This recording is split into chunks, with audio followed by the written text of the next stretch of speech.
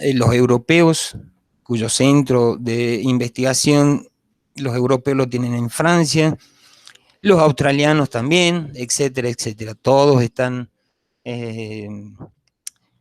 utilizando ese tipo de pronóstico. ¿Por qué? Porque más tiempo hagan el pronóstico, con más tiempo hagan el pronóstico, más largo sea, hacia el año se lleguen a decir que te va a cambiar las precipitaciones de un determinado trimestre, están fallando, fallan muchísimo. ¿Está?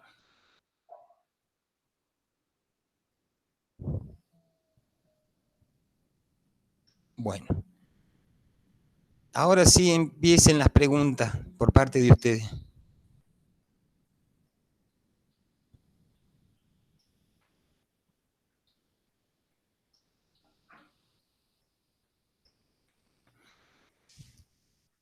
Cri, cri, cri, cri.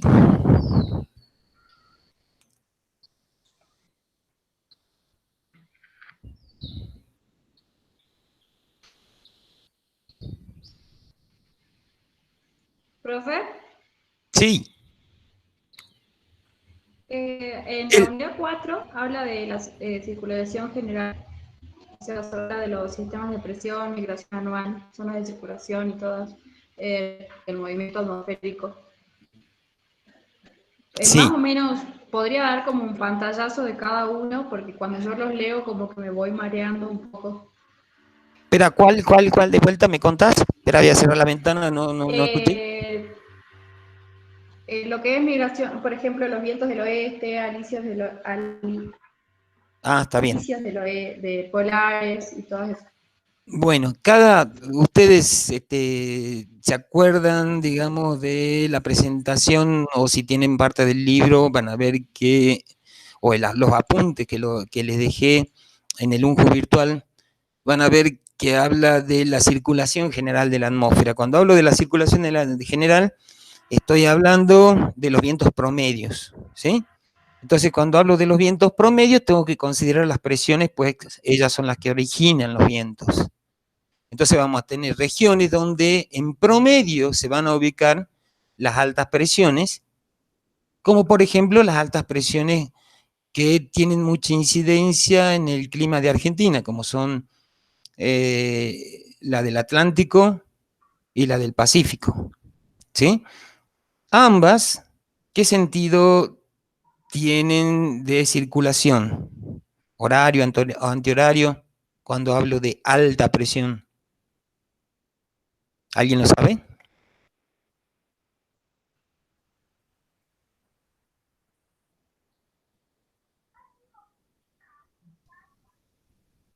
Bueno, cuando hablo de alta presión es antihorario, es alta presión, es antihorario.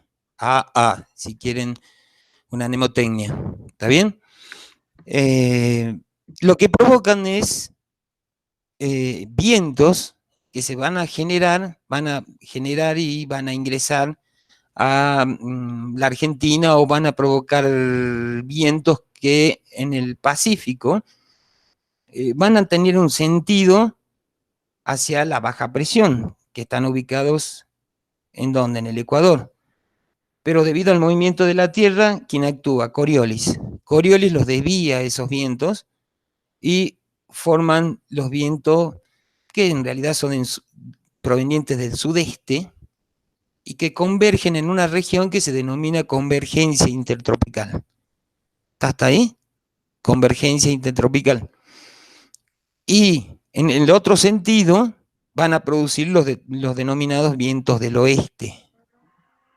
¿Sí? Para un lado están provocando vientos hacia el este, sudeste, y para el otro están provocando vientos noroeste. ¿Está bien? Esos noroeste, debido a la latitud en la que se encuentran los vientos esos, van a correr, se van a producir como si fueran vientos geostróficos. ¿Qué hablo cuando digo de vientos geostróficos? ¿Alguien? Escucho un perro por lo menos. Acá en mi casa. Ah, bueno. Los vientos geostróficos son aquellos que corren paralelo a las isobaras. ¿Sí? En general se producen en altura donde no existen rozamientos. Y como tenemos una región del planeta en el sur de América del Sur, en donde las condiciones son casi toda oceánica, en el planeta, ¿no? Es casi todo oceánico, por ahí se comportan como geostróficos. ¿Se entendió? ¿Algo? ¿Me quieren pedir algo más específico? Ahora, antes de seguir avanzando, el sentido de giro de los centros de presión que hacía referencia el ingeniero Hurtado es para el hemisferio sur. Para el hemisferio norte queda, el sentido es contrario. Perfecto. Ahí está, ahí también lo están mostrando.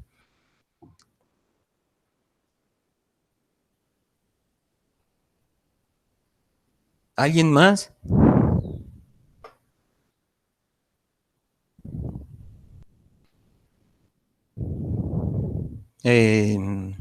Alguien me había preguntado otra cosa que la leí también en el chat y no me la acuerdo en este momento.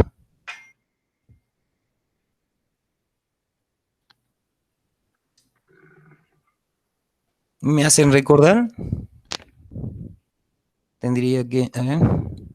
A ver, Mario Llanes pregunta: el método de lucha contra las heladas, ¿cómo actuarían las neblinas artificiales? Bien.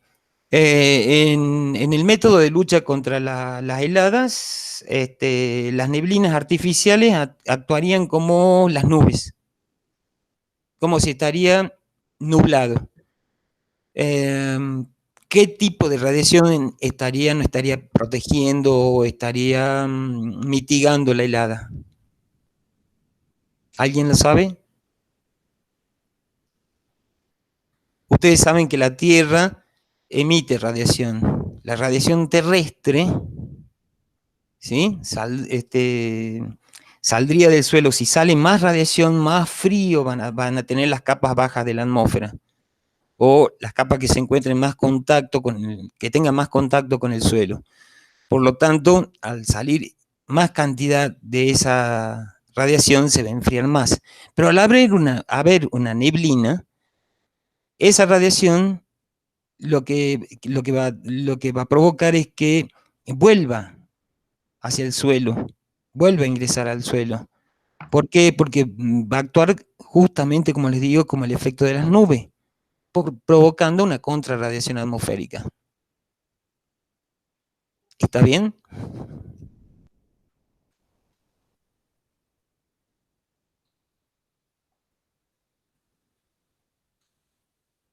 ¿Quién preguntó eso? Mario Llanes. Ah, bueno. No tiene micrófono, por eso. Ah, está bien. ¿Y hay alguna otra?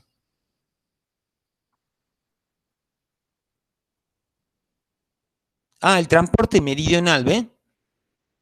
¿A qué alguien se anima a...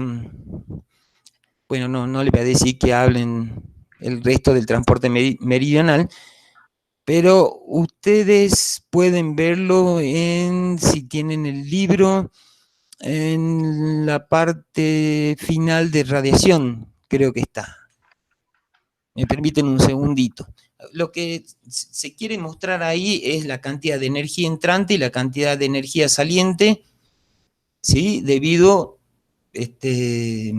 tanto lo que ingresa del Sol como lo que sale del planeta, pero a nivel global. Lo que se ve que hay un excedente de radiación más allá de los trópicos, aproximadamente a los 30 y... ¿Lo tienen por ahí a la figura? ¿No está? 37, creo 34, 37, hay un excedente de energía tanto desde el hemisferio norte al sur o viceversa, y por defecto va a ser de ahí hacia los polos. ¿Se puede observar eso? ¿Alguien lo puede ver? A ver si se lo puede mostrar a los chicos. ¿Ustedes que manejan? Sí.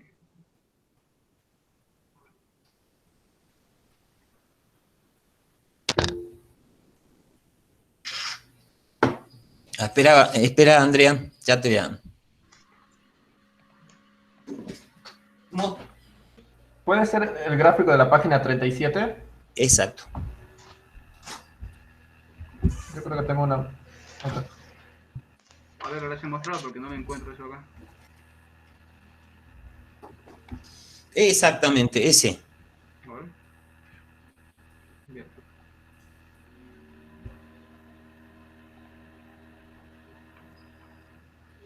Y ahí más o menos está explicado casi todo. ¿Cómo es el transporte?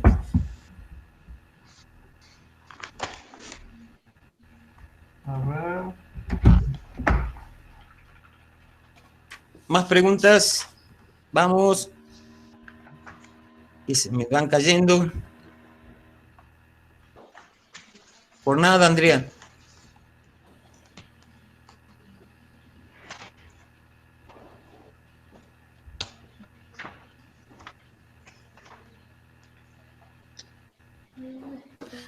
Cualquier cosa sobre ese tema se pueden encontrar, como dijo Horacio, ¿sí? Como transporte horizontal de energía. Y ese mapita le va a dar una idea que entre 35 y 40, como le decía hace rato, yo pensaba que era, no, 30 y 40, y yo pensaba que era 37, parece que es 35 por ahí. Hay un excedente, ¿sí? En cuanto a la energía, digamos, que existe en el planeta. De ahí en más, hacia los polos, existe una deficiencia. ¿Y a qué se puede deber eso? ¿Alguien levanta la mano?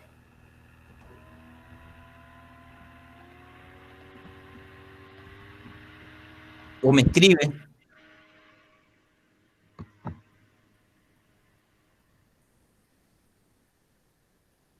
Chicos, participen, vamos. ¿Cómo era la pregunta? ¿A qué se debe que desde el Ecuador hasta los 35 aproximadamente de latitud hay un excedente de radiación y desde ahí en más hay una deficiencia en cuanto a la radiación, en cuanto al transporte meridional de la energía?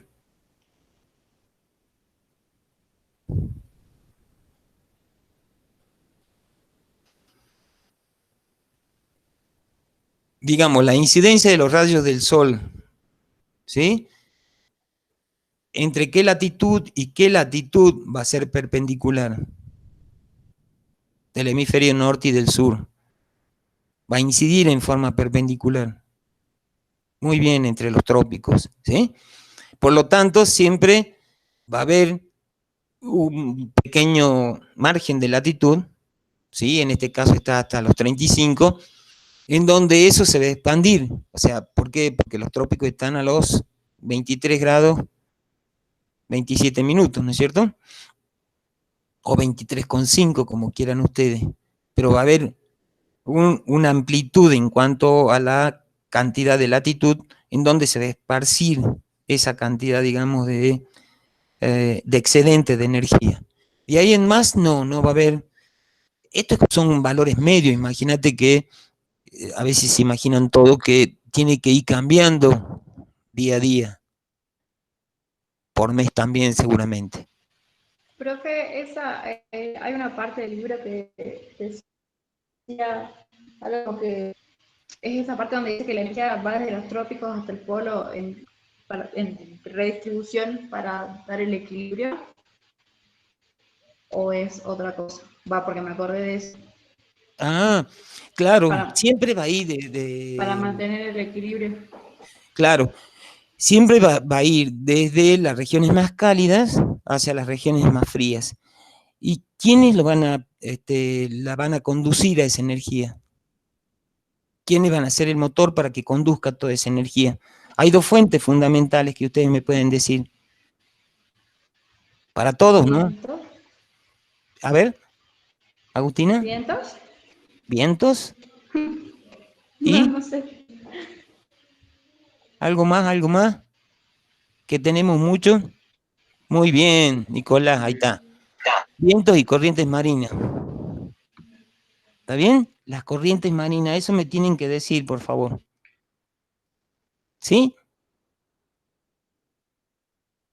Todo eso va a ser un transporte importante. ¿Y cuáles corrientes marinas tenemos cerca de la Argentina que modifican mucho el clima de nuestro país?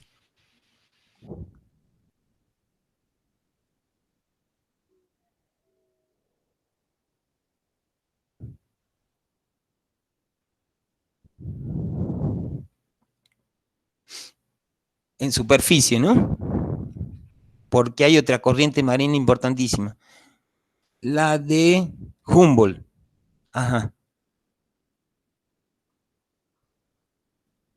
Que está ubicado ¿dónde?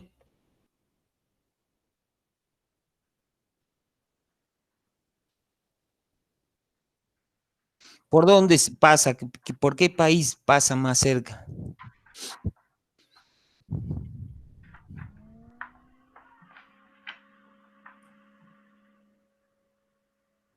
Metan la pata ahora, después cuando tengan que rendir el final ya no van a poder.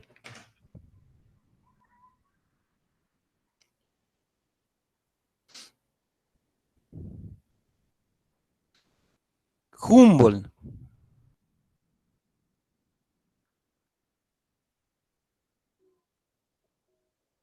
Tiene una incidencia importantísima sobre algunos lugares, algunas ciudades que son importantes. Por ejemplo, hay algunas ciudades que están cerca del Ecuador y sin embargo son bastante frescas, lo cual produce también mucha neblina o hace que sea mucho más agradable vivir.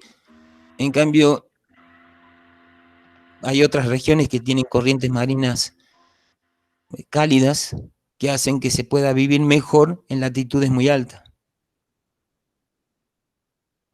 Por lo tanto, estoy hablando de Lima, por ejemplo.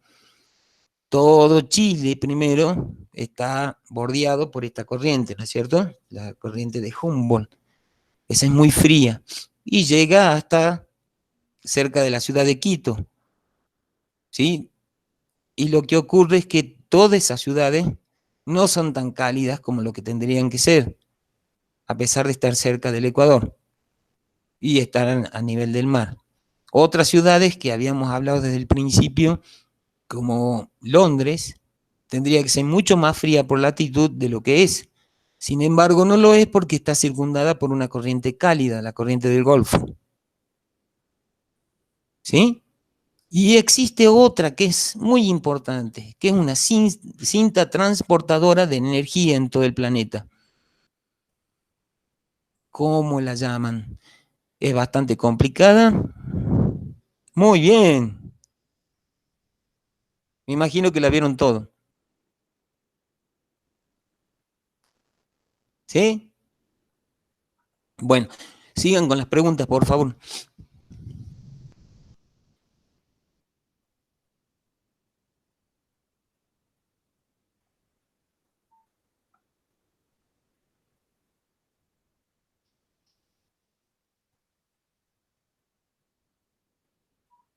¿Alguien?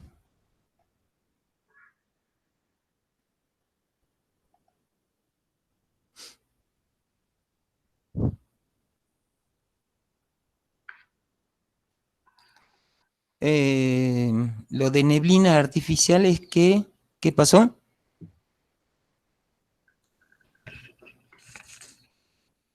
Espera, voy a tener que ver, espera. Dicen, ya explicó lo de neblina artificial, es que se me cortó. ¿Me ayudan, chicos, ustedes? ¿Alguien? ¿O quieren que les diga yo? No, ¿no? ¿Lo digo yo? Está bien. Imagínate que las nubes estén cerca del suelo. Mario, sos vos el que preguntás, ¿no es cierto? Entonces, imagínate que las nubes estén muy cerquita del suelo. ¿Qué va a pasar con la energía que salga del suelo? Con la, en este caso, en la radiación terrestre. ¿Qué van a provocar esas nubes?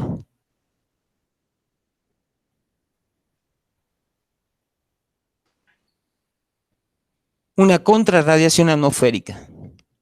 ¿Está bien? Va a emitir energía el suelo, va a ser, posiblemente parte de ella va a ser absorbida, no toda va a ser de vuelta, ¿sí? Pero la mayoría va a ser de vuelta y eso va a permitir que la temperatura del ambiente se encuentre bastante estable, no baje tanto, no se produzcan heladas. ¿Está bien? ¿Sí o no? Ok. Denle nomás, sigan. Yo quiero que ustedes pregunten, no quiero dar una clase todavía. Ya voy a tener tiempo para dar más clases.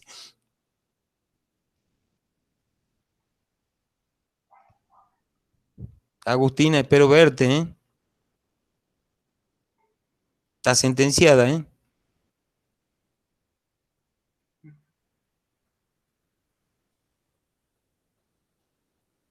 Profe, sí lo Sí. va a ver, porque ya, si no corre riesgo mi vida. En la parte,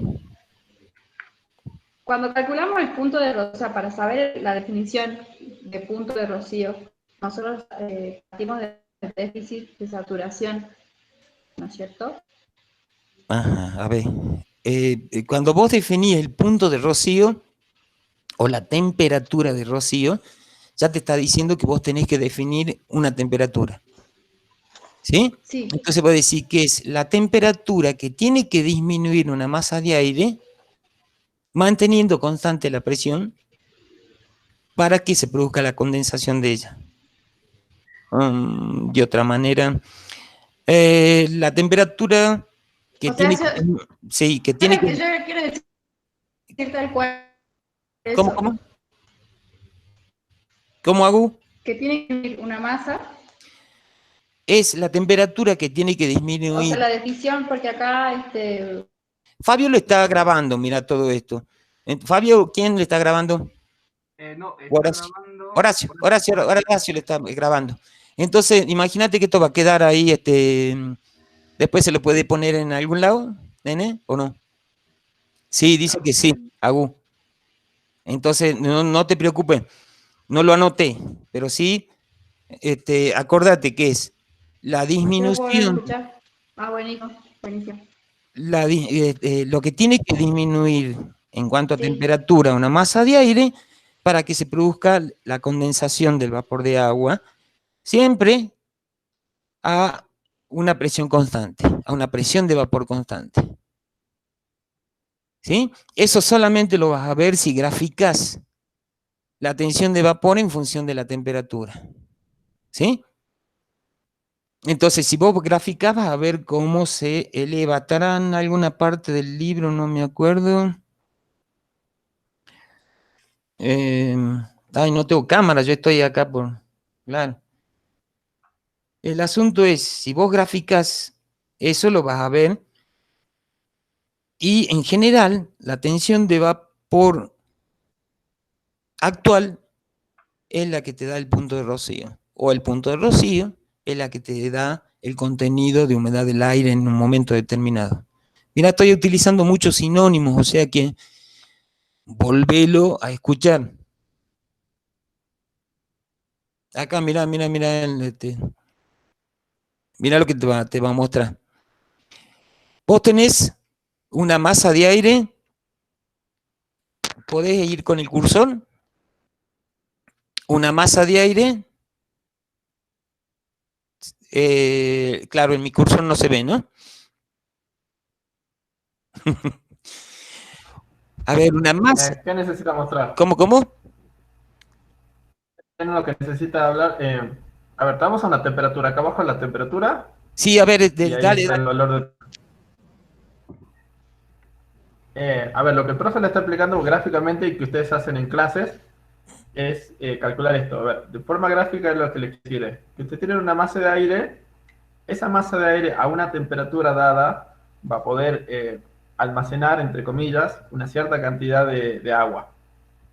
A medida que uno va disminuyendo la temperatura, manteniendo la presión constante, bien como el mouse se mueve en forma horizontal paralelamente, va a llegar a un punto en el que se va a producir la saturación y lo que va a provocar eso es que uno vea una condensación, o sea, un paso de las gotas del estado gaseoso al estado líquido, que es lo que uno comúnmente conoce como punto de rocío, que es lo que uno presencia a la mañana cuando está caminando por la calle a las 4 o 5 de la mañana y puede ver los vehículos cubiertos con líquido. Que mucha gente dice que cayó el rocío, que está mal dicho, obviamente.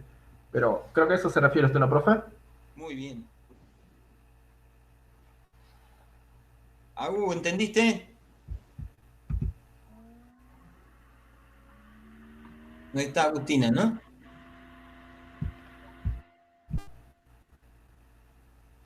Parece que no. Bueno. Ah, no, se retiró a luz. Pucha, che. Bueno, veremos después pasarle la grabación. Bueno. ¿Algo más? Larguen nomás preguntas.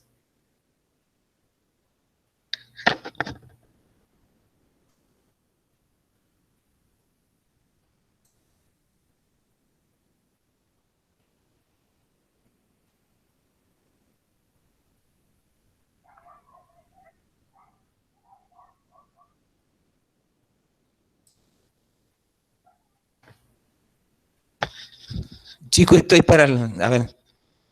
Las masas de aire frío en heladas advectivas. ¿Qué más dice? ¿Ingresan por la zona de los anticiclones? Pregunta. Está buena. En general, como los anticiclones emiten viento, entonces imagínate que de acuerdo a la posición del anticiclón, si está ubicado en el sur de la Argentina, bien en el sur de la Argentina, cerca de Tierra del Fuego, estaría provocando el ingreso directo de una masa de aire del sur, que a lo mejor puede ser, no puede ser polar, pero puede ser subpolar, y ya con esa masa de aire disminuye bastante la temperatura, provocando hasta una helada si puede ocurrir. ¿Se entendió?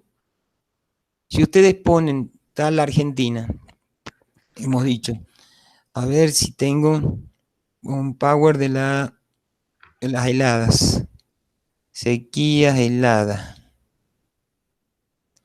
Tengo que abrirlo, por supuesto, y se está abriendo recién. Ya, esperen un cachito.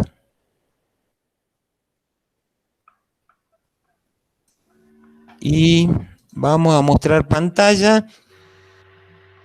Una ventana, ¿no? Sí.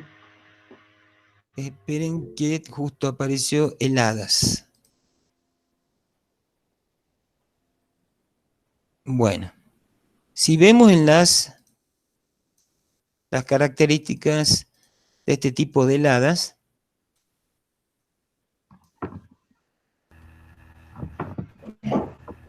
pero ya llegué a las conclusiones y no vi nada.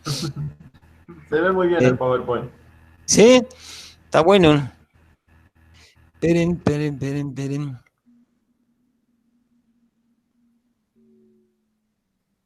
Justo en este Power no había puesto acá. Miren, chicos, ven una posición, por ejemplo, ven el cursor, ¿no? ¿O no? ¿Pueden ver? Si puede ponerle en modo presentación con F5. Sí.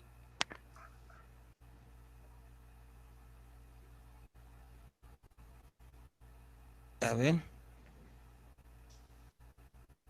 Vamos a ver. Acá. Y ustedes se fijan dónde está ubicado el centro de alta presión. ¿Lo ven? Yo no veo negro. También yo veo negro.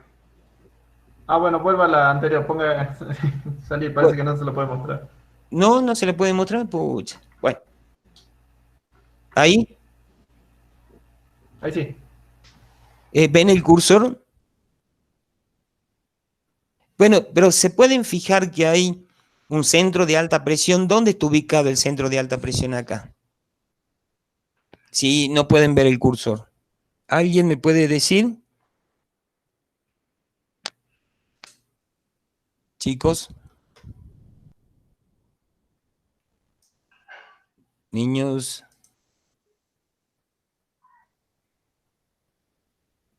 ¿Alguien me puede decir?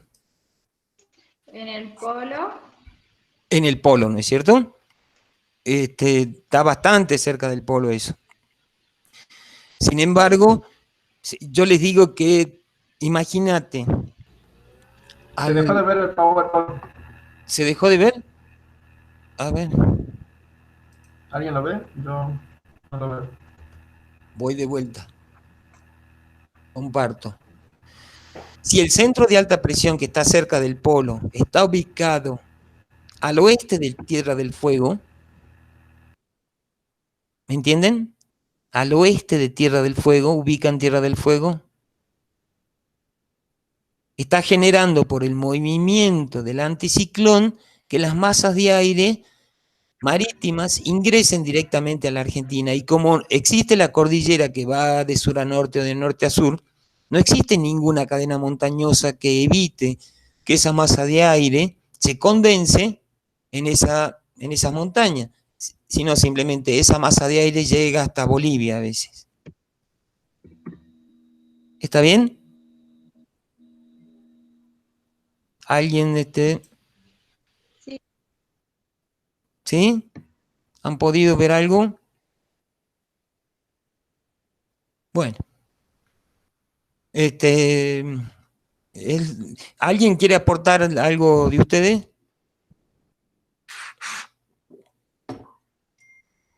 Chicos. Fabio o Horacio, no. A ver, con respecto a la pregunta que hacía el ingeniero de punto de rocío, la pregunta que que le voy a realizar hace Sí. referencia al instrumental de cómo obtener el valor de temperatura de punto de rocío, por si alguna vez ustedes necesitan conocer ese dato. Y me puede responder cómo yo obtengo el punto de rocío, qué instrumental o qué procedimiento.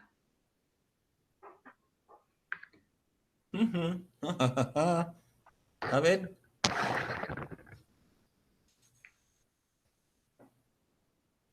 Así preparo el mate. Hasta que piense.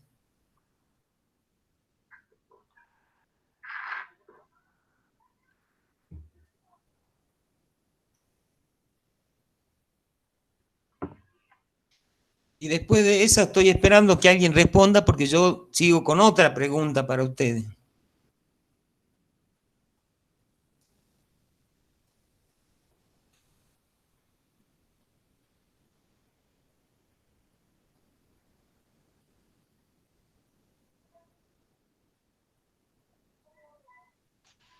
profe, ¿puedo contestar Bien la ahí. duda y de última? Metan la pata, hago ahora. Digamos, Meten la pata, todo lo que quieran. puede ser que sea como, o sea, que no sea instrumental, pero o sí, habría que calcular la temperatura y la humedad relativa y dónde coinciden en un gráfico o algo así. O me maté cualquier verdura y toda la conversación. A ver, ingeniero Pablo. Dale. Bien. O sea, vieron que nosotros hablamos de temperaturas, la unidad son grados centígrados. Pero hay un Sí, instrumental que nosotros medimos en la estación meteorológica y por medio de ese instrumental, por medio de fórmulas o por medio de tablas, nosotros obtenemos el punto de rocío, tensión de vapor y otras variables. Estas tres variables últimas que acabo de escribir son variables derivadas. pero sí o sí, para obtener el valor de temperatura de punto de rocío, tensión de vapor actual, necesito sí o sí conocer el registro de dos instrumental. Ese es como para dar una ayudita, digamos. ¿Cuál sería los instrumentales que estoy haciendo referencia? El que mide la temperatura y el que mide la humedad. ¿Termómetro será o algo así? Bien. Ahí está, mira. Bien, Cicrómetro, Ahí. Bueno, ciclómetro y también el otro, el que mide la humedad, ¿cómo se llama? Es un instrumento combinado, mide la temperatura y la humedad. Y termina en grafo. Muy bien. Mario. Ahora, yo les pregunto, voy en el examen, le digo, che, vos sabés que Horacio está allá en Tilcara y me dijo que habían calculado una temperatura de punto de rocío de menos 20 grados centígrados. Pero no hice esa temperatura en Tilcara. ¿Qué significa esos menos 20? A yo veces también tengo. estoy en Tilcara. ¿Cómo, mamá? ¿Hola?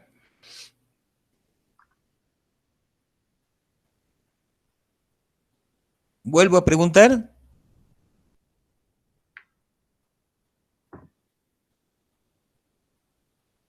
¿Vuelvo a preguntar?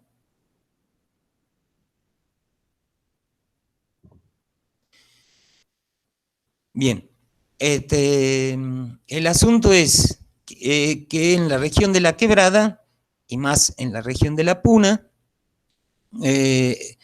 a veces se dan valores de punto de rocío, si ustedes agarran, por ejemplo, algún programita que tenga un modelo que más o menos refleje las condiciones meteorológicas.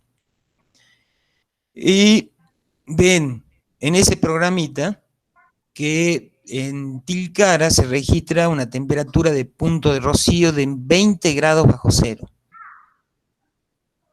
¿Qué significa eso? ¿Cómo lo pueden describir? ¿Cómo pueden contarle a su mamá o a su abuela de esos 20 grados bajo cero?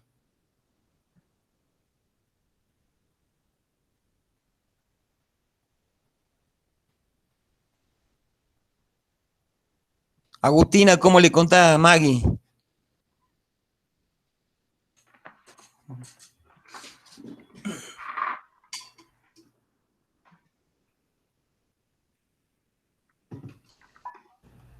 Se desconectó Agustina. Pucha. Y ahora va a volver y me pregunta, ¿cómo es que decía? Mario, Nicolás, Andrea, que no hiciste ninguna pregunta. ¿Alguien se anima?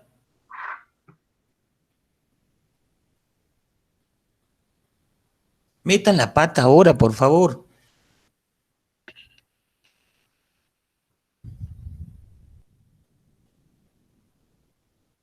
Agustín, ahí volvió Agustín.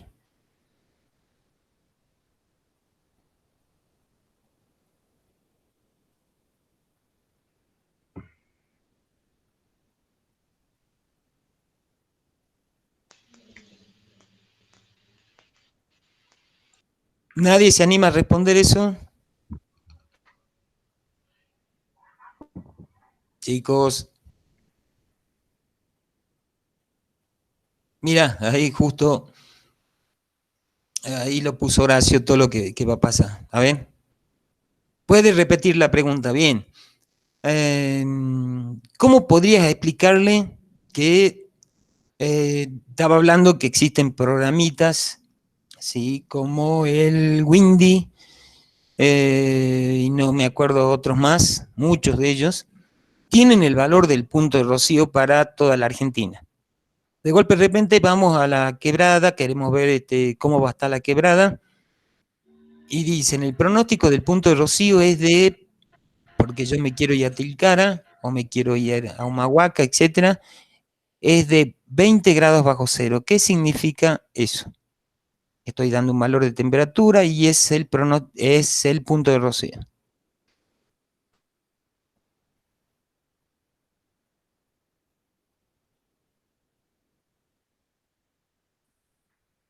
Mario, dale. Vos lo sabés.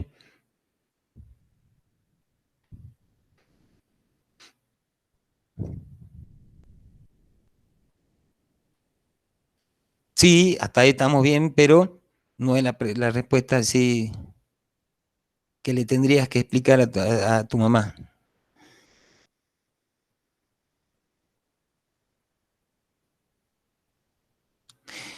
Concretamente, que es necesario que la temperatura del aire baje hasta 20 grados bajo cero para que se produzca condensación del vapor del agua.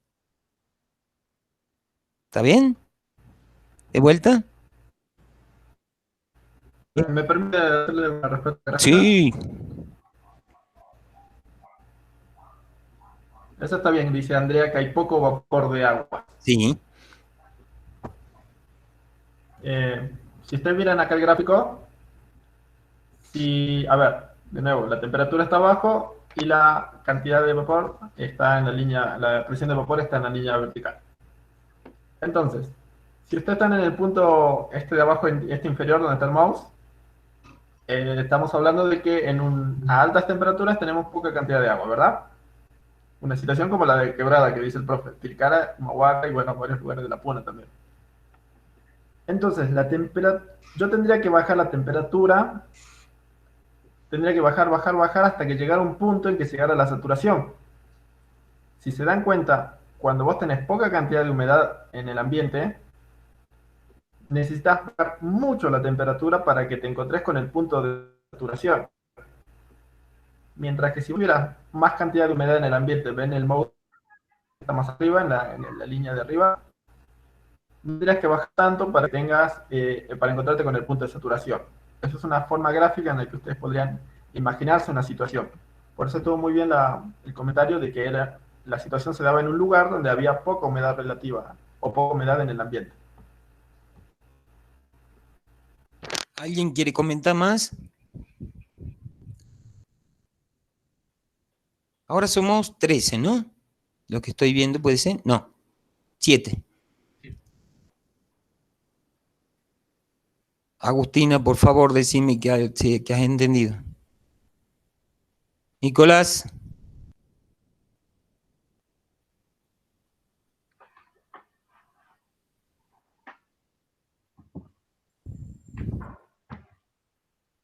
Bueno. Agustina.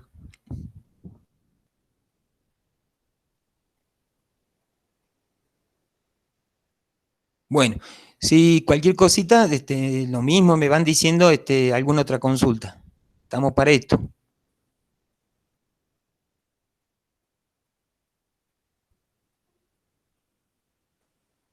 Pero eso es seguro también, porque es un dato meteorológico que para nosotros es importante. Para que obviamente no va a ser importante para la planificación, o sea, podría ser un dato climático también, que se da en Quebrada y Puna, y que me va a dar un valor medio, donde me va a decir, mira, en tal época o en tal mes, sí, seguramente en un determinado mes, el contenido de vapor de agua del ambiente va a ser tan bajo que sin duda la evapotranspiración va a ser muy elevada. Y por lo tanto, el requerimiento de agua del cultivo va a ser mucho mayor. ¿Sí? Entonces, de acuerdo a la etapa fenológica en la que se encuentra el cultivo, eso nosotros vamos a tener que ir planificando esa cantidad de agua que tendríamos que aportarle al cultivo. Si esto se da, lo vamos viendo día a día, obviamente que va a ser distinto, es una condición meteorológica ahí, ¿sí? Y nosotros hablamos que es para la decisión coyuntural, o sea, día a día. Y eso también va a incidir, a veces se imaginan 20 grados bajo cero significa que tenemos un contenido de vapor de agua que va a estar cerca de cero, cerca de cero de humedad relativa. Entonces, es probable que ese día las plantas terminen como si estuvieran, pero totalmente secas. Se las vean marchitas, si tienen algún cultivo, y tienen que ir desesperadamente programando el riego en esa época, ¿sí?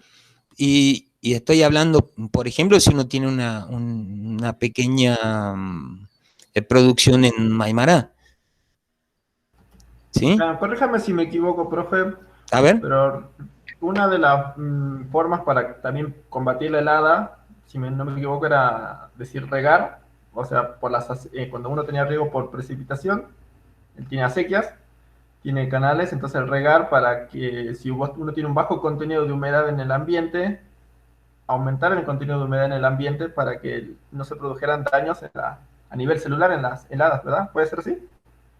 Claro, una de las formas es siempre regar en el momento que tengamos mayor cantidad de radiación en lugares donde hace mucho frío, en épocas en que hace mucho frío, por ejemplo, Alto Valle, Quebrada. No es conveniente regar a la madrugada porque seguramente el agua también va a estar muy fría. Entonces, si uno riega en esos momentos, puede disminuir muchísimo más la temperatura que tenga la raíz y no va a absorber nada. Otra de las cosas que puede ocurrir que la humedad en el ambiente sea tan baja que cuando uno está regando, y si lo hace por aspersión, el contenido, como el aire está pidiendo tanta cantidad, digamos, de agua, como vapor de agua, se evapore lo mismo a pesar de la baja temperatura. El agua se evapore lo mismo a pesar de la baja temperatura.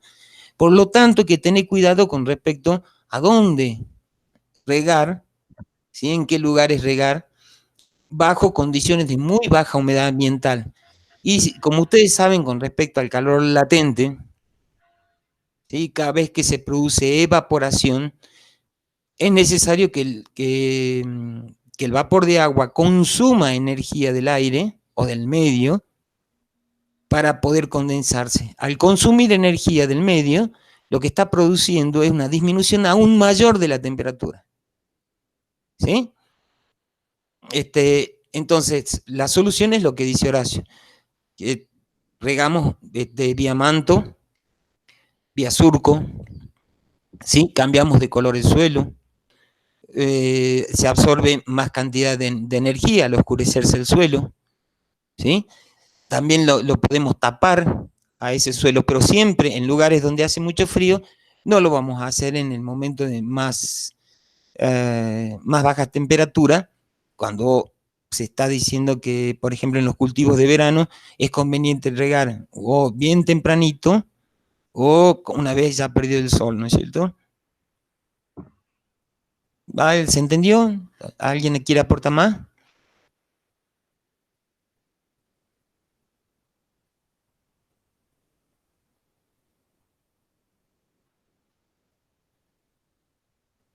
Miren que ya estamos hablando nosotros de temas que ustedes no nos están preguntando y eso no puede ser.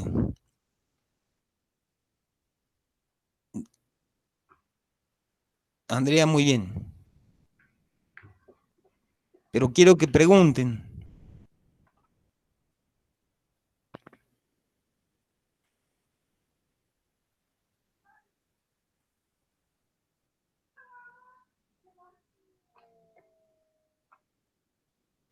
¿Qué dicen?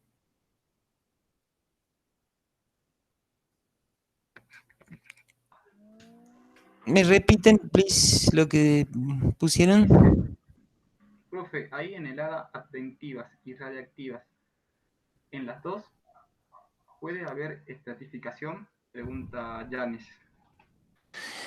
Solamente va a haber estratificación del aire cuando existe helada radiativa Y no advectiva. Imagínate cuando estratificación, ¿qué significan? Capas, que se producen capas de aire donde la temperatura va cambiando. ¿Sí? En la parte más baja va a ser menor, en la parte más alta va a ser mayor, especialmente cuando se está produciendo inversión térmica. Entonces, ahí se está hablando de una estratificación del aire. Si se produce movimiento horizontal del aire, o sea, viento, advección, lo que va a producir es una mezcla de eso. Entonces, no solamente va a haber estratificación cuando exista helada del tipo radiativa, ya que las condiciones de la helada de tipo radiativa, ¿cuáles son? ¿Alguien me dice?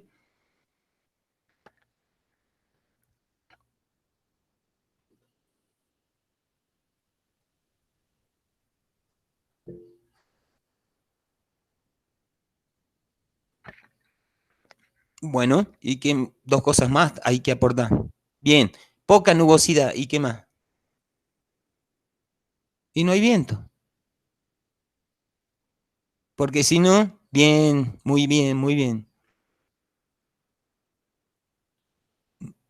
Van bien, ¿eh? Ya están aprobando casi, ¿eh?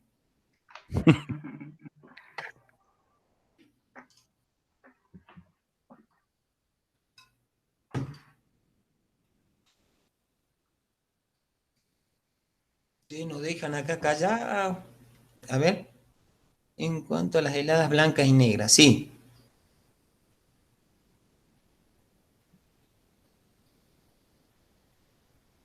¿Cuál es la pregunta?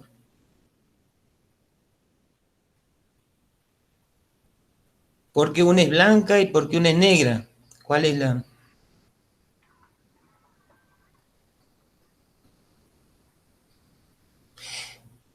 No, ve, ahí es distinto el origen de la helada. O sea, nosotros como origen de la helada, como génesis de la helada, decimos que existen heladas radiativas, advectivas y mixtas.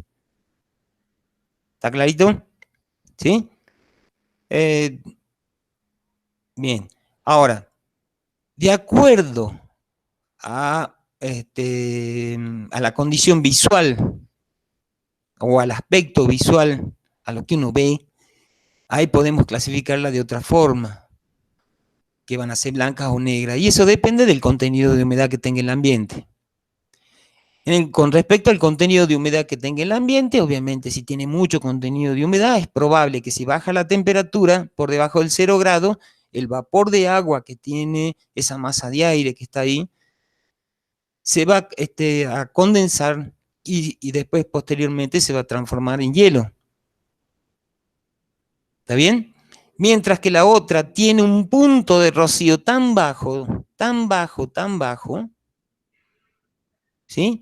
Que lo primero que no se llega a condensar el vapor de agua que existe en el ambiente, pero sí el agua que tienen las plantas. Entonces, al congelarse el contenido de agua de las plantas, y es especialmente entre los espacios intercelulares, después se llega a congelar, si es más intensa, se congela recién el contenido de la vacuola o el contenido celular. Ya ahí es un desastre, ¿sí? Porque lo que provoca es dos tipos de daño. Uno que la misma proceso, como ustedes estudiaron en los orígenes, perdón, en la formación de la precipitación, me imagino, el agua tiende, el vapor de agua tiende a depositarse primero como forma de hielo que como forma de agua. Es más fácil que el vapor de agua se deposite como sobre el hielo que sobre el agua. Entonces, sale el agua de la vacuola, de la célula, ¿sí? Y se congela dentro de los cristales ya formados en los espacios entre las células intercelulares. Al formarse esos cristales, también están actuando por la forma que tienen como un puñal, ya que la forma que tienen lo que van a producir también es la rotura de la pared celular. ¿Se entendió? ¿Lo hice muy complicado? ¿Alguien que me diga algo? O si quieren aportar los chicos.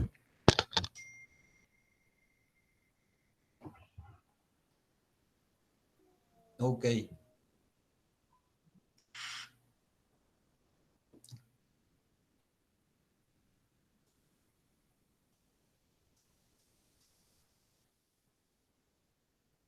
Sí, más vale que empiecen a leer la parte de evapotranspiración y balance, ¿eh? Una pregunta, a ver, al grupo. ¿Ustedes son ingenieros? ¿Van a ser futuro ingeniero? Y el productor le pregunta a ustedes, necesito conocer sí o sí el régimen agroclimático del ARA de un lugar en particular. ¿Cómo determinan el ARA? ¿O qué información solicitan, por ejemplo, al servicio meteorológico, a las estaciones de la empresa Ledesma, para determinar el régimen agroclimático del ARA?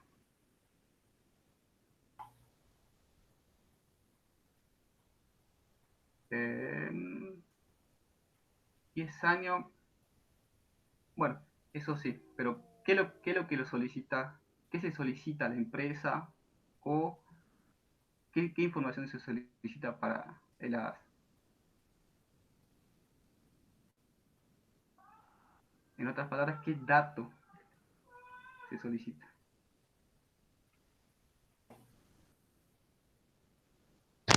Los mismos que utilizaron en clase. Sí. Bien, esos fecha media de primera y última helada son elementos dentro del régimen agroclimático de helada. O sea que son valores derivados. Pero ¿qué información se solicita para obtener esos parámetros?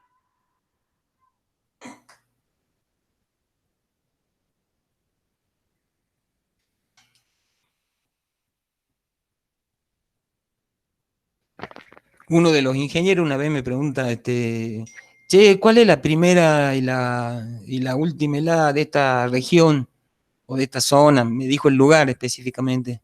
Y yo le digo, si me das los datos, yo lo saco, yo lo puedo estimar, yo lo puedo calcular, lo que ustedes hicieron.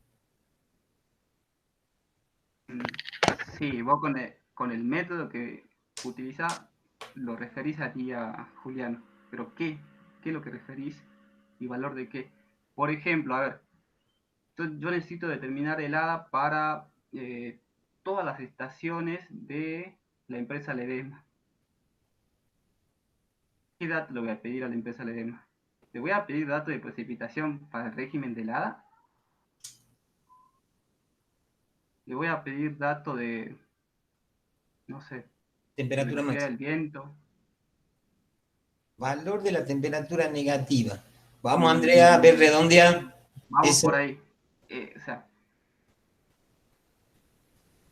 Mm. bien. Es importante, digamos, que sepan qué información solicitar para obtener este tipo de índices. Ustedes necesitan solicitar el valor de temperatura mínima diaria a la estación, ya sea el Servicio Meteorológico Nacional, ya sea a la empresa Ledesma, para obtener el régimen agroclimático del ADA. Acuérdense que nosotros calculamos el régimen agroclimático del ADA. Esa era la pregunta. Andrea, vos pusiste que la temperatura de la noche, para todos ahora la pregunta. En general, y de acuerdo al balance, ¿cuándo se produce la temperatura mínima?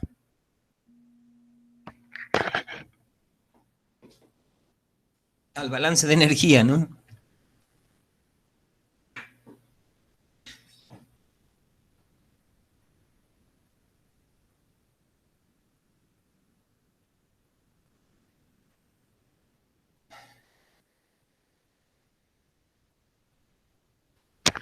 Ajá, ¿qué cosa? ¿Y a qué, en qué momento?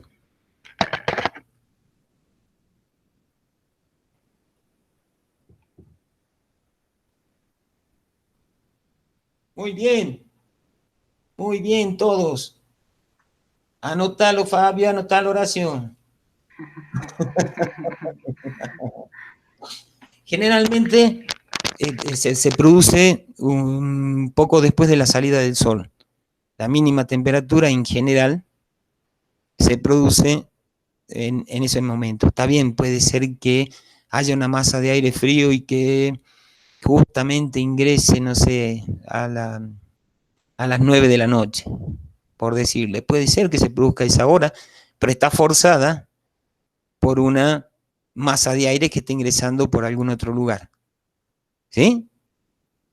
Acá Horacio seguramente le va a mostrar justamente lo que es el balance. Ahí tienen arriba la variación diaria de la energía que entra y abajo la variación anual. Si ustedes se fijan, tenemos una radiación solar absorbida, o sea, esa radiación solar absorbida es lo que ingresa, es la radiación de onda corta, ¿sí? Y existe a la vez otra, donde están las palabritas déficit, si lo ven, que es la radiación emitida por el suelo. En los momentos que ambas se cortan, el balance de radiación, o sea, la energía que entra y la energía que sale, es igual a cero. Y a la vez corresponden al mínimo y al máximo de radiación de onda larga. Es cuando se produce la menor y la mayor temperatura. Porque la temperatura del aire está dada por la energía que emite el suelo. ¿Está bien? La radiación terrestre. Y la de abajo, ahí me hace señor Horacio, la de abajo corresponde a la variación anual. En la variación anual, ustedes tienen que, generalmente, la fecha de mínima temperatura, en este caso está producida, está hecha para el hemisferio norte. ¿Lo ven? ¿Sí? ¿Lo ven o no? Bueno, lo traslademos al hemisferio sur. Entonces, ¿qué es lo que va a pasar? Se produce justo en el solsticio de verano la, la máxima, o sea, cuando la radiación solar entrante es mayor, el 21 de junio, diríamos acá, que es equivalente al 21 de diciembre para nosotros. No, se produce tiempo después, la mayor cantidad de, la mayor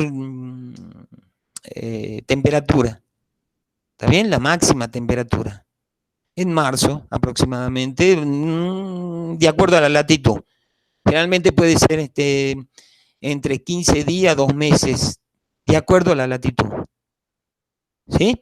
Y la mínima temperatura para nuestras latitudes no se produce en junio, se produce en julio, a veces en agosto. ¿Está bien? Las mínimas medias en este caso. Bueno, ¿más preguntas? Se están haciendo que hablen más, hablemos nosotros cualquiera, ¿no? Se tienen que saber toda la fórmula. A ver qué dicen a eso.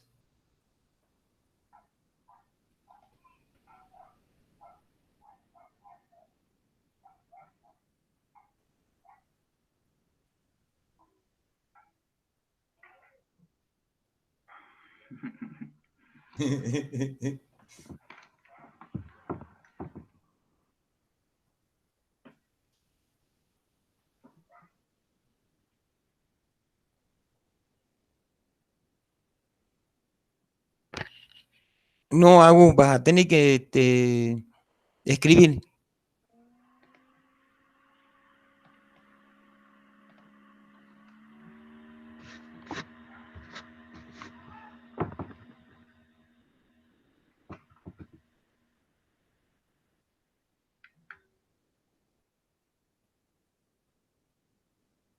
Sí.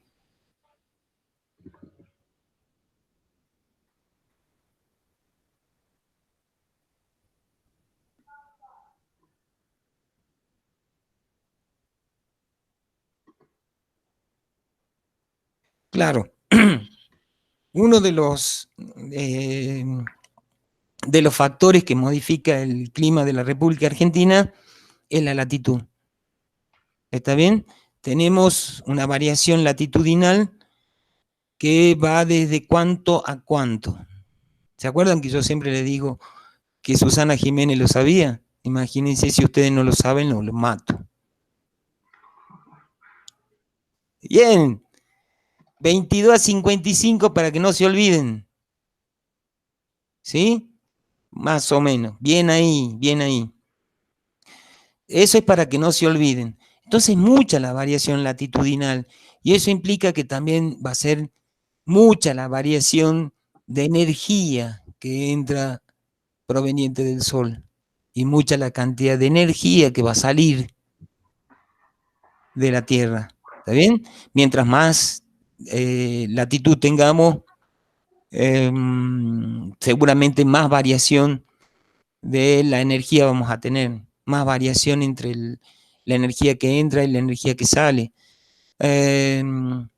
más cantidad de luz. Eso implica que respecto a la radiación astronómica diaria, la cantidad de energía también va a ir variando mucho. En invierno va a ser muy poquito, ¿sí? A medida que aumentamos la latitud. Mientras que en verano, no, va a ir aumentando la cantidad de energía por la duración que tenga el día. Mientras que instantáneamente, ¿qué va a pasar cuando hablo de radiación astronómica instantánea? ¿Qué va a pasar respecto a la latitud y la época del año?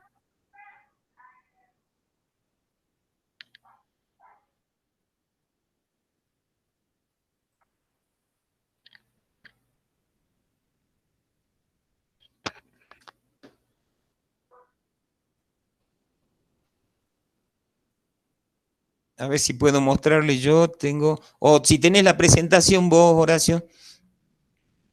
¿No? A ver, creo que la tengo. Esta no es, esta no es.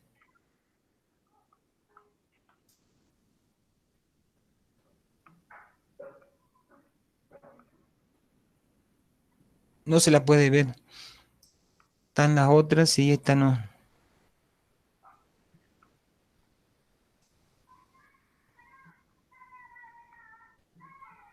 A ver ahí.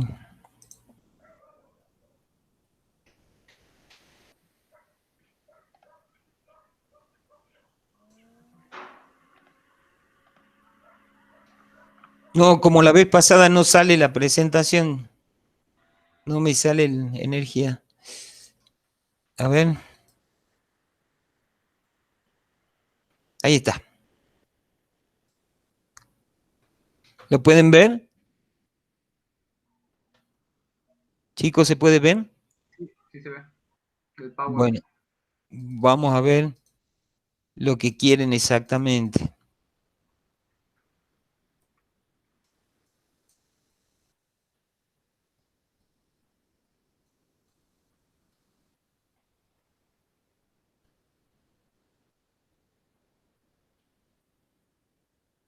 Esto es con respecto a la cantidad de horas de luz que tendría que haber de acuerdo a la latitud y época del año. ¿Sí? Si nadie tiene consulta, no hay problema, sigamos. Y esto es, va a ver cómo varía la cantidad de energía que ingresa. Y justamente no la tengo.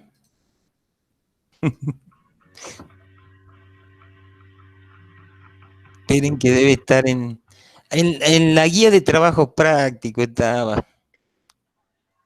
Ahí le muestro ya, profe. ¿Sí? Ah, bueno. Espera, entonces voy al Meet de vuelta.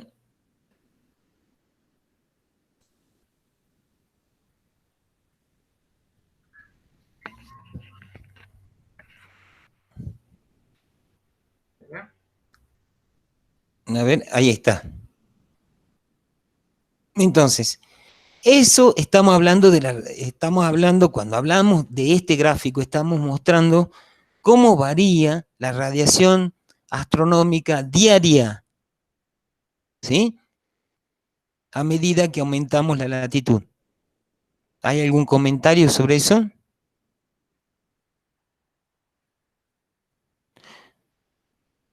¿Qué podrían decir? ¿Alguien podría decir algo? A medida que aumentamos la latitud, ¿qué es lo que se observa?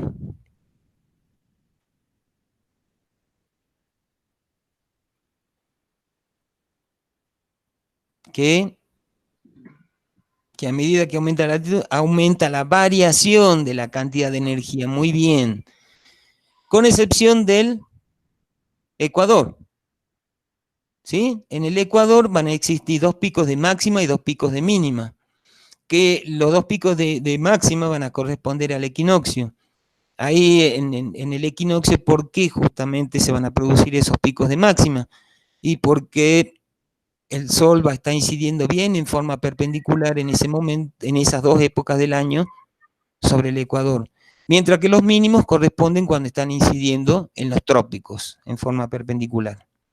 Ahora, lo que yo iba a la pregunta y lo que me tienen que decir, ¿qué es lo que pasa con la variación de la radiación instantánea a medida que aumentamos la latitud? En verano y en invierno.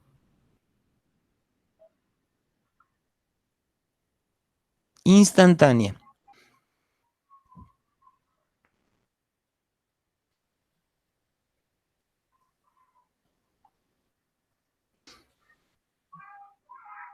¿Alguien?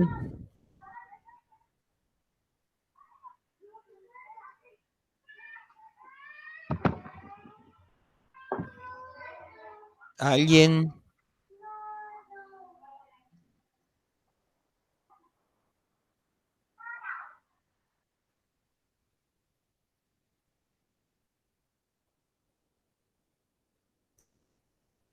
¿Nadie?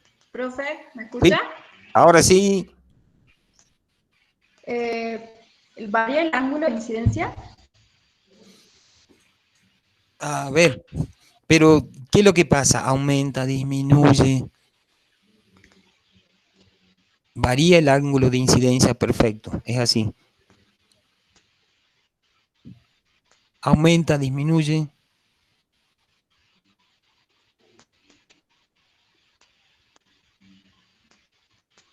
A medida que aumenta la latitud, preguntó. Sí. ¿Cómo varía la radiación astronómica instantánea?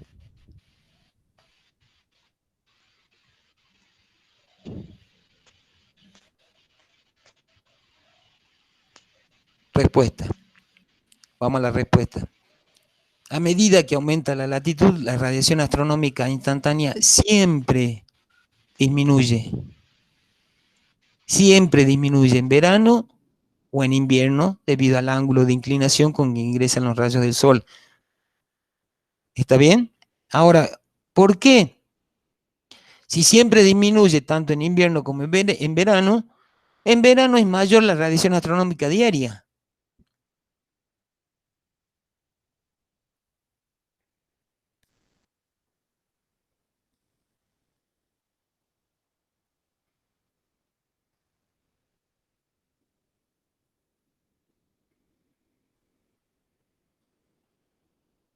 A ver.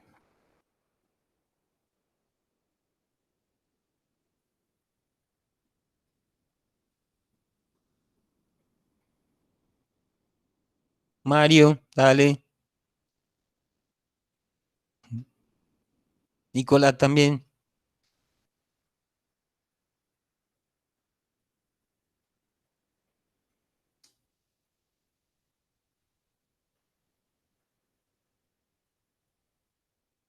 A ver, dice Mario. El ángulo aumenta en verano. No, pero yo estoy preguntando si, a ver, en verano, tanto como en verano como en invierno, la radiación astronómica instantánea, que está medida en minuto, Langley sobre minuto, ¿sí? va disminuyendo a medida que aumenta la latitud, en verano, en invierno, en primavera y en otoño. ¿Sí? Entonces, la pregunta que le hago yo es, ¿por qué la radiación astronómica diaria en verano es mayor a medida que aumenta la latitud?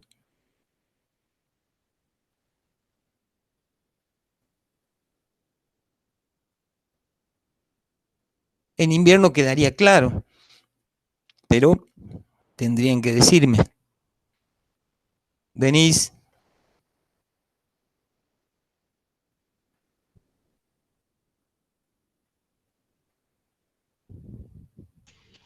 ¿Profe?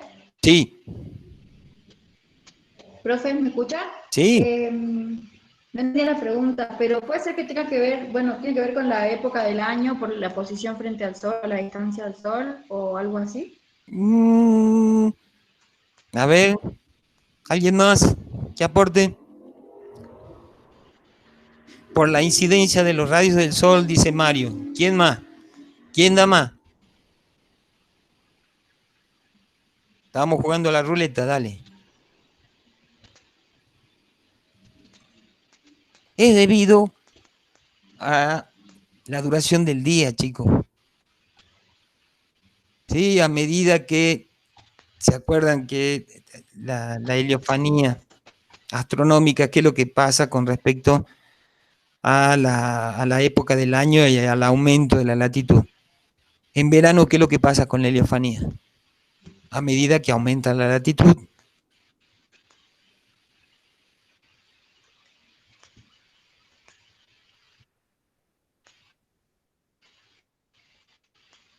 Denise, dale, larguen nomás. Andrea, Mario, Nicolás. Mario.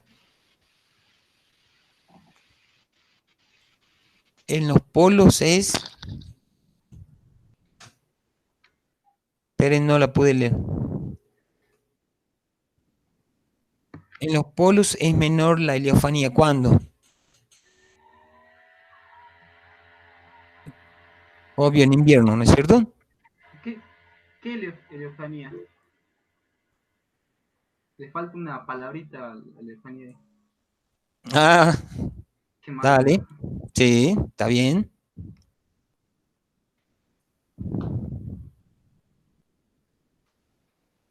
Porque ¿qué tipo de heliofanía es la que se está utilizando ahí cuando estamos sacando estas conclusiones? Una heliofanía teórica, una heliofanía calculada, que se llama, ¿cómo? Es la cantidad de horas de luz, ajá. ¿Que se calcula o que se mide?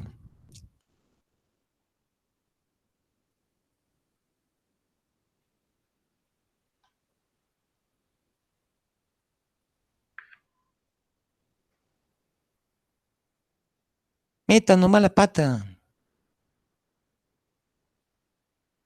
Que se mide, exactamente, que se mide. ¿Sí? Que se mide. Entonces estamos hablando de qué tipo de heliofanía, como está pidiendo Fabio. ¿Cómo se llama la heliofanía esa? Heliofanía son palabritas mágicas que ustedes tienen que decir. Para que quede completo el concepto. Astronómica, muy bien, Andrea. Anote. Tienen ahí. Bueno, entonces, volviendo a la pregunta. Hemos dicho que cuando hablamos de radiación astronómica diaria, hay una variación de la cantidad de energía que llega de acuerdo a la latitud y época del año. ¿Sí? Hay una variación que en el invierno va a ser poca o va a ir disminuyendo a medida que aumentamos la latitud. En el verano ocurre lo contrario, aumenta. Y estamos hablando de la radiación astronómica diaria. Cuando hablamos de la radiación astronómica instantánea, estamos diciendo que a medida que aumenta la latitud, siempre disminuye la cantidad de energía que llega al planeta. Sin embargo, a lo largo del día se va a ver que aumenta esa energía o sea, la radiación astronómica diaria, por la longitud del día, o sea, por la heliofanía astronómica que exista, debido a la heliofanía astronómica que hay. ¿Está bien? ¿Sí? ¿Alguien no entendió? Bien, Andrea. Bien, Mario. Bien, me disculpan, yo me retiro. Nos estamos viendo en la próxima consulta. Dale, el jueves. Saludos a todos. ¿El jueves? Sí, jueves. A esta hora más, a las 7 también. Bueno. Hasta luego, chicos. Chao, Fabio.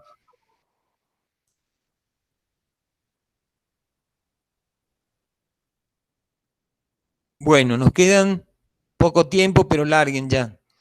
Si tienen alguna pregunta, si no, el jueves de vuelta. Y si tienen alguien que saben que va a rendir y que quiera hacerla mediante este medio, sí, ya saben, tienen que mandar el correo electrónico que sea Gmail, así es oración. Sí, Gmail. Bien. Al correo que ustedes mandaron. clima.uncu. A clima@fca.uncu.edu.ar. Bien. ¿Preguntas?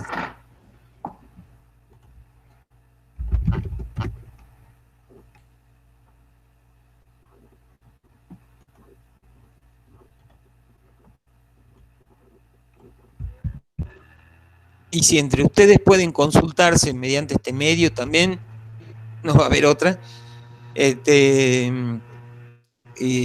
También sería bueno que lo vayan haciendo. De a 2, de a 3. Antes de llegar a la consulta.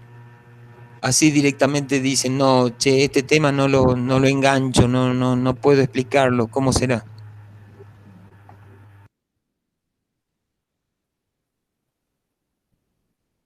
¿Está bien, chicos? Bueno, Andrea, listo. Nicolás, gracias. Sí, profe.